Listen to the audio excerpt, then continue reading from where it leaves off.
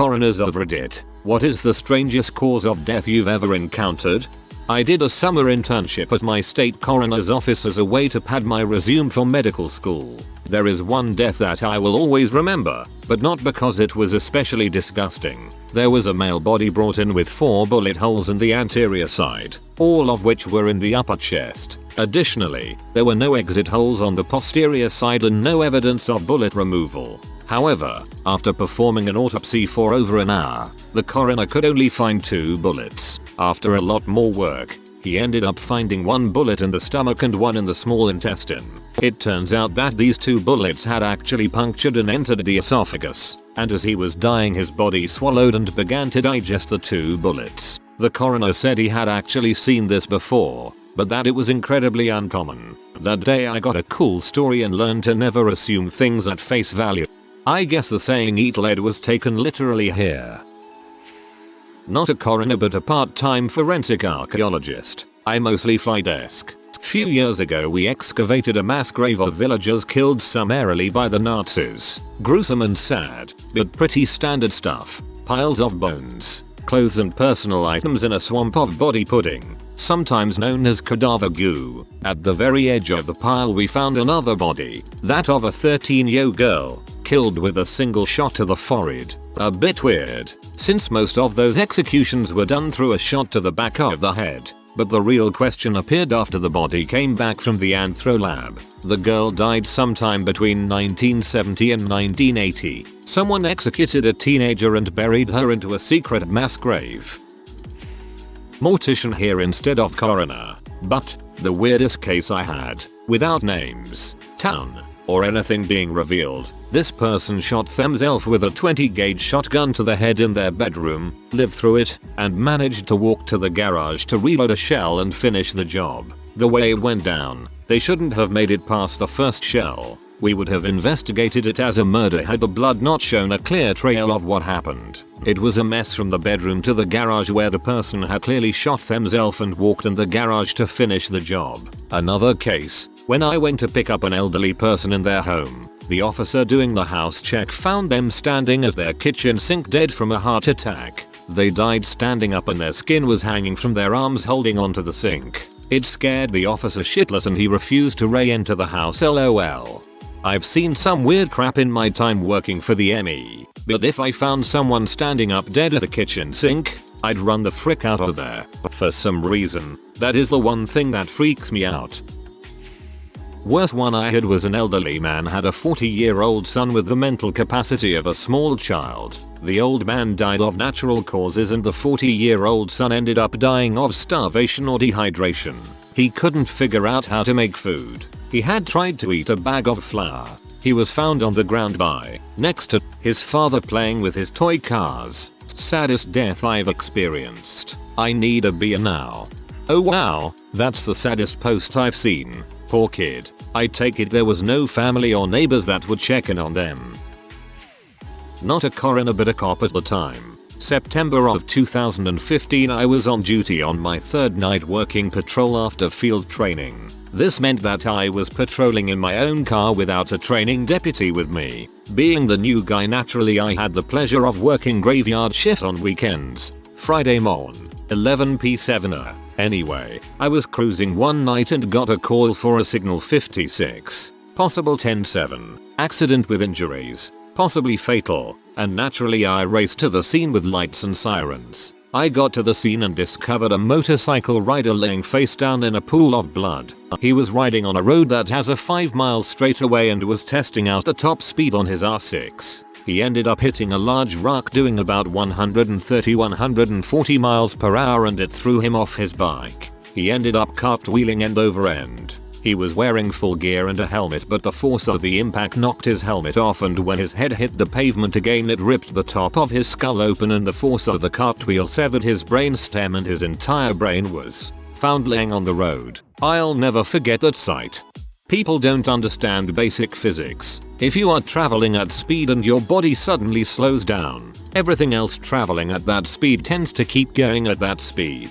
If your helmet is not very firmly attached, it simply continues on without you as you slow down.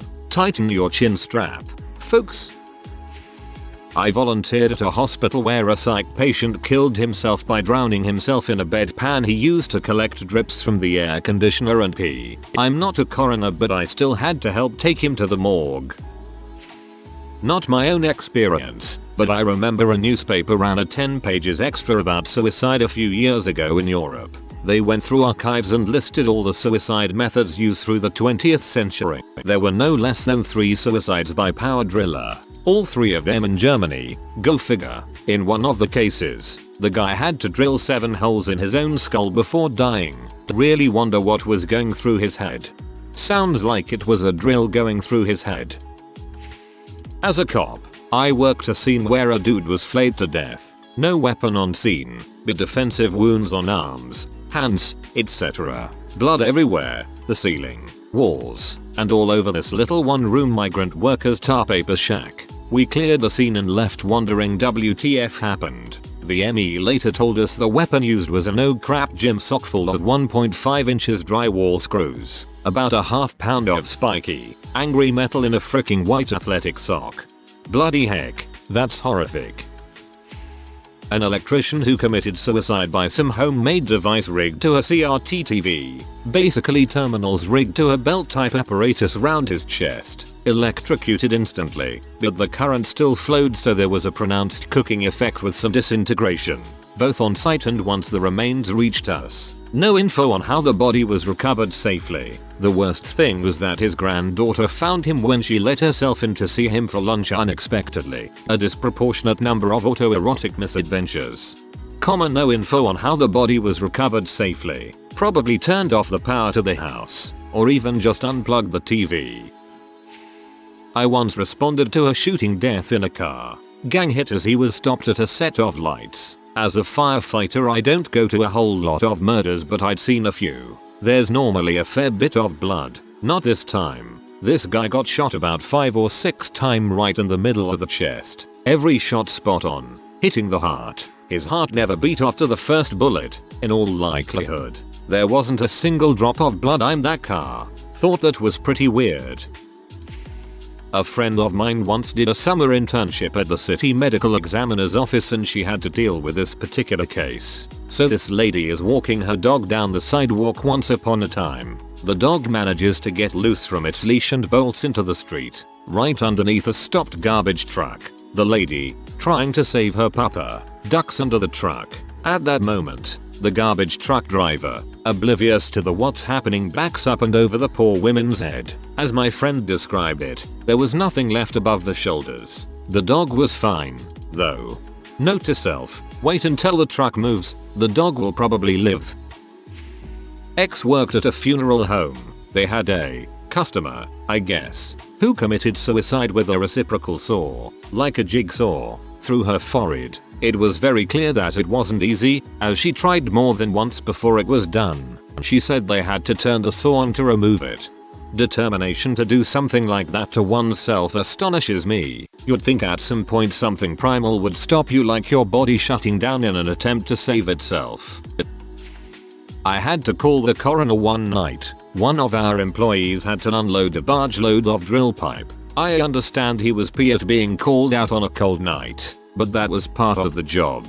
He didn't take the time to lower the outriggers. He lifted the pipe, swung it around, and when the crane started to tip over from the weight, he made his second mistake. He tried to jump off the crane. The top of the cab crushed his head like an eggshell. I got there before the EMTs. Within 20 minutes of the accident, his leg was still twitching. The coroner got there and he couldn't go anything because the body was pinned under the cab of the crane. Using jacks and shovels, we lifted the crane off of his body. I had the unenviable task of going to his home, waking up his wife to tell her what happened. He was late 50s, so at least there were no little children involved. Not a coroner, but I did recently come into my grandma's extensive genealogy of our C19 blood relatives in Texas. There were many weird stories, but this one seemed to stand out. I found another grave in Pidcoke Cemetery, Coyle County. That is interesting. There is only a metal marker. Lewis. Girl killed by Jack. Hers was the first grave in this cemetery. I remembered as a child Mama told me about this incident. Erna Mae Griffin told me the same story. They remember this child as being a niece of Laura Lewis and that she was always spoken of as baby. This was a very young child. She had wandered into the yard alone when the donkey attacked her. He would pick her up and toss her into the air, taking hunks of her body out with his teeth. When her mother was able to get to her, her body was scattered all over the yard. This depressed her mother so that the rest of her life was spent sitting by the window, grieving, and pulling her hair out. TLDR. Donkey rips toddler apart. Holy crap. I know a guy that was driving home from work with his coworker. They stopped at a drive-thru to buy hamburgers. My friend was riding as a passenger and he started eating his hamburger. The coworker that was driving ended up traveling around a curve too fast and rolled the truck. My friend had a mouthful of food and ended up choking to death on it. Otherwise than that, he did not suffer any injuries. The driver was fine. I will not eat and ride in a vehicle at all, fearing that I will die from choking on my food in accident. I won't use a straw in the car. A relative wrecked while their child was drinking from a straw. It pierced the back of her throat. A proctologist friend of mine told me he once had a guy brought in with an exploded colon. He went into a gas station, stuck the tip from that compressor people use to calibrate tires up his anus, and set to 50C. Boom. Why? The family that lived in the house before we moved in had a history of tragedy. The 14-year-old daughter killed herself on her parents' bed. She took an overdose. She'd written "help me" over and over on the wall in lipstick. Up in the loft she's written her name on the beams. Every time I go up to get something I see it and think of her. The mother got breast cancer a few months after her daughter died and the father was killed by an ambulance on the way to the hospital to visit his wife. She died shortly afterwards. The son, who is in his 50s now, is a severe alcoholic and it's only a matter of time for him. Such a sad series of events. It's like a modern day Book of Job. Not a coroner but in the emergency services. Went to a death once where the guy had suddenly dropped at the side of the road and his co-workers didn't know what had happened. He worked for a company cutting grass verges in our town and had a ride-on mower which was transported on the back of a trailer. The back of the trailer dropped down to form a ramp but was held under tension by a spring. It turned out the bolt holding the spring was rusted and on this occasion the tension of the ramp coming down had sheared off the bolt head and fired it at him with huge force from the sudden release. It hit him square on in the carotid artery. Didn't pierce the skin at all but ruptured it under the skin, causing him to die within seconds. Weirdest death I have ever been to. Poor guy was only in his 50s and had kids and a wife who waved him off to work that day. I was glad I didn't have to go and give them the death message. Wouldn't have known where to begin. If it had hit him anywhere else he would have had a big bruise and nothing more. There was a square inch or so of an area where it had the ability to be fatal and it got him. Final Destination type weirdness.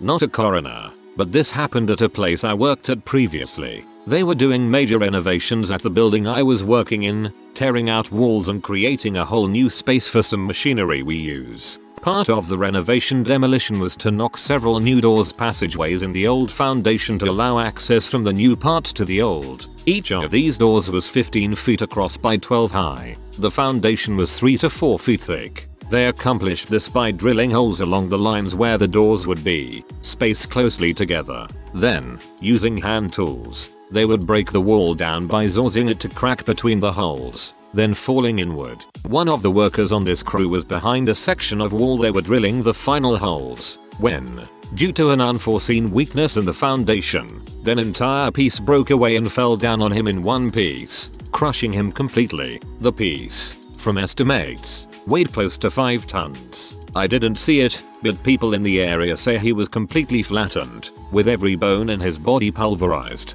TLDR. Construction worker squished like a grape underneath a cinder block.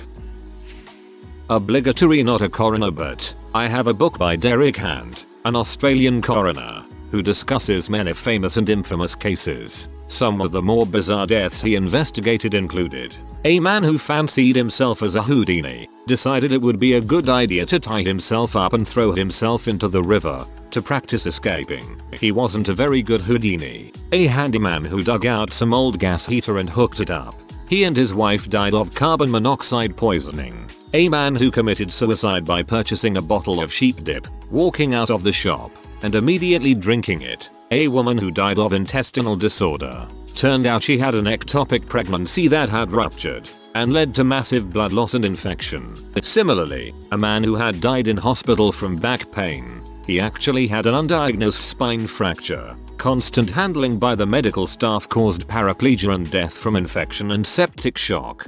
Spine fracture scares me since my neck spine has been hurting for about 2 years. 2 worst I had when I was a mortician's assistant at the age of 19 was a man cut down his arms and ripped the skin and tendons out of his arm, causing him to bleed out. I also had a man tie cement blocks, smaller ones, to his feet and push himself off the side of his pool in the deep end, causing him to drown. His family had went on vacation on Friday, which is the day he did it, and they came back Saturday of the next week to find him still in there. That was by far one of my worst pickups from the ME. Not me, but my girlfriend works with the coroner's service. Most interesting one she could think of was when a guy was scratching his leg and burst a varicose vein, which led him to bleed to death. I'm not a coroner, but through a rather odd series of events came into possession of the funeral records for my hometown. The records dated back over 100 years. The name, age, cause of death, and total cost of burial were on all of them. 2 causes of death were listed as kicked to death by mule, but the best simply said this woman who died in 1918 was crazy. Apparently the woman crazied herself to death. At the Mutter Museum of Medical Oddities in Philly, there's an entire wall of skulls listing as much info as possible, including gender, age, ethnicity, and how they died, if that info is possible to find at least. My favorite was the skull that just said tightrope walker. A buddy's dad owns a crime scene cleanup business. The 2 worst were, a guy decides to kill himself, so he takes his 20-gauge shotgun to the garage, puts it in his mouth and pulls the trigger, blows the side of his face all over the ceiling but is still alive and out of shells. He walks through the house up the stairs to his closet to get another round. The whole time he's spraying blood all over the place at a rate that it looked like it came from a fire hose. He gets to the closet and completes what he set out to do and sprays his brains all over the place. The other was a guy who decided to kill himself. He buys a brand new car that was $40,000 plus and takes a week-long road trip around the country. Ends up at his childhood home at a farm outside of Memphis, TN. It's the middle of August and it's 100+ degrees. He hooks a hose up to his tailpipe and commits suicide. Nobody finds him for several days. By that time his corpse had literally exploded inside the car. The insurance company ran the numbers and decided it would be more cost effective to pay my buddy's dad $10K plus to clean up the car than it would be to total it out. He said there was 6 inches of pink fluid throughout the car. Some poor soul is driving that thing today. The dreaded pink slime. He probably thought he would save his family the cost of flying his remains home. Good intentions and all that. I worked for the medical examiner in my city for quite some time. The answer to this depends on your definition of the word strange. I autopsied a perfectly fit looking young man in his 20s once who died of a heart attack after someone played a prank on him. Turns out he had almost complete occlusion of the left anterior descending coronary artery, the Widowmaker, and was a smoker. This is sometimes a result of genetics that are not possible to predict. It was not a simple case of well-linked hypercholesterolemia. Healthy teenage female died suddenly after complaining of gastric pain. There were small hemorrhages all over the body. It was hemolytic uremic syndrome and the autopsy reeked of pee. Hemolytic uremic syndrome is basically a freak occurrence that happens after you get certain kinds of bacterial food poisoning. All of a sudden your blood cells get blown to bits, your kidneys fail, and your platelets get screwed up. It doesn't typically present this quickly. The case reports I read said it's a couple days of bloody diarrhea before it gets worse. The homicides are not as exciting as they sound. Almost always affair of hot blood. Person gets mad. Person commits murder. Typically with a gun. Welcome to America. The suicides are depressing as heck. And what I learned there is that suicide is almost always an impulse thing. If you can stop someone from taking his or her own life in that immediate moment, they probably won't try again. Being a divorced middle-aged man with a gun is a significant predictor. We did have one interesting homicide that involved a very old woman being pushed by her much younger mentally ill boyfriend. I'm talking like 40 years younger. The reason it was interesting is because he left her body where she fell for weeks and some animals carried off some of the bones. We had to wear spacesuits and walk around picking them up from various nooks and crannies at the crime scene. That was the most disgusting state of decomposition I ever saw our body in. It wasn't totally skeletonized or mummified or desiccated or anything, but the decay was so advanced that we couldn't make out any superficial details at all. I'll never forget that disgusting dark green-gray color as long as I live, and I'm not easily disgusted after the experiences I had there. Dear Lord, note to self, don't do anything. We are all fricked. 2 kids from my neighborhood started jumping off of the overpass by our house onto trains. One day they jump but one of them lands on a car that has no roof and in it had a crushed mineral inside like a powder. So he went through a tarp that covered the car and disappeared in the car under the powdered mineral and suffocated trying to dig himself out. In Alberta we had a farming family lose 3 of their daughters because they fell into a grain truck. I think they emptied it but the girls had already suffocated. It led to the government finally instituting OHSA standards on farms. Obligatory, not a coroner, but I have a friend who is a paramedic who had to attend a suicide scene. The guy was a multi-millionaire. He lay down in the bottom of his elevator shaft and lowered the elevator onto him. My friend said it was like a pile of minced meat and a pool of blood. I shot a documentary about the LA County Coroner's Office. Among many stories, I was told by an investigator about a lone fisherman that met his maker on the California coastline. He was using his knife to cut line while still on shore, but was doing so with the blade cutting towards him. That is, he wasn't cutting away from his body. He accidentally sliced into his abdomen and was too far and isolated to get help. He died there sitting alone along the rocks, and if I recall correctly, a boy was first to notice the motionless man the next day, alerted others, and thusly the coroner. To this day, I remember this story whenever I handle a knife, envelope, package, tape, etc. Reading through this thread actually made me realize how lucky I am to be alive today. Ironically gives you a reason to leave the bed. I've posted this one before. My sister works as a histologist and has helped out for 1 or 2 autopsies. She told me a story of how when they were doing an autopsy on this guy his bowels were extremely swollen, hard and stuck together. On further examination, he had swallowed a fish bone which pierced his stomach into his intestines and skewered them together, leading to his death. Other stories she's told me about are a man and a woman who were driving along and got into a car accident at high speed. The husband was driving and wearing his seatbelt, while the wife was not. The husband's momentum against the seatbelt was enough to sever his upper body from the lower, killing him.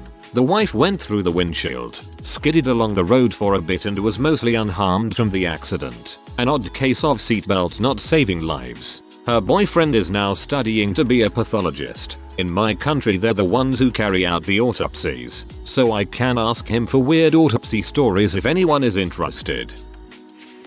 Not a coroner but a paramedic. I have a few. First guy was riding a motorbike which slipped from under him on a downward slope sending him head first into a pavement pole decapitating him. Second was a little girl playing on her driveway who was bent down so that when her dad backed out to go to work he didn't see her and ran over her head. Third was not as graphic but very strange. A suicide for an ODP from the hospital who had committed suicide by overdose, but the way he did it was so eerie. He wore his best suit, self-cannulated about 5 times in each arm and connected himself up to a bunch of propranolol he'd been stealing from the hospital for about 2 weeks. When we came in he was sat upright in bed, super smartly dressed and his hands were still holding the tap for the last 2 drips. I have tons of these but I think these were the saddest weirdest. The second one nearly happened to me. My wife and kids were in the car. I said my goodbyes and started back to go into the house. Our new cat was in the driveway, behind the car. I bent down to pick up the cat. My wife slammed it in reverse and backed up, nailing me. She still claims it was an accident. If you are new to the channel, you can subscribe. I publish new videos every day. Until then, check another video.